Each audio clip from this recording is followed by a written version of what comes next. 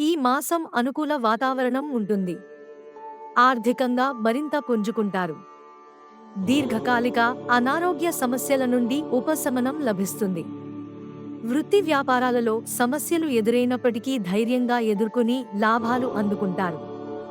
శత్రువులు కూడా మిత్రులుగా మారి సహాయ సహకారాలు అందిస్తారు. రావలసిన సొమ్ము సకాలంలో వసూలవుతుంది. కుటుంబ సమస్యలను పరిష్కరించుకునే అందరితో సఖ్యతగా వ్యవహరిస్తారు. సంతానం విద్యా విషయాలలో శుభవార్తలు అందుతాయి. అన్ని రంగాల వారికి యోగకాలం నడుస్తుంది. ఉద్యోగమున మీ బాధ్యతలు సమర్థవంతంగా నిర్వహిస్తారు. నిరుద్యోగులకు అనుకూల సమయం. మాసం చివరన స్వల్ప వివాదాలు కలుగుతాయి.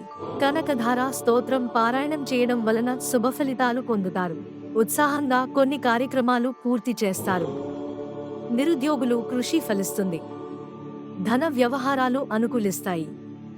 సోదరులతో వివాదాలు పరిష్కార దిశగా సాగుతాయి. ఉద్యోగులకు ఆశించిన స్థానచలనాలు ఉంటాయి.